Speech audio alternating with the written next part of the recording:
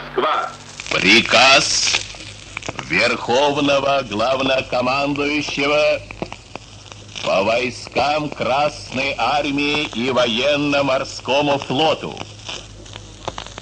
8 мая 1945 года в Берлине представителями германского Верховного командования подписан акт о безоговорочной капитуляции германских вооруженных сил.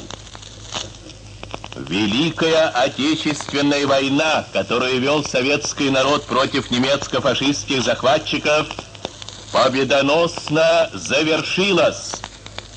Германия полностью разгромлена. Товарищи красноармейцы, краснофлотцы, сержанты, старшины, офицеры армии и флота, генералы, адмиралы и маршалы, поздравляю вас с победоносным завершением Великой Отечественной войны.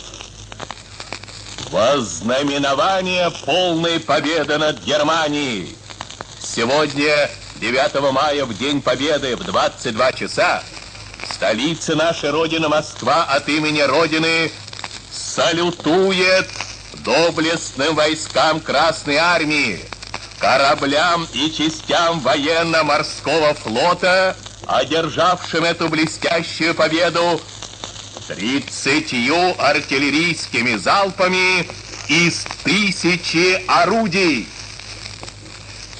Вечная слава героям, павшим в боях за свободу и независимость нашей Родины.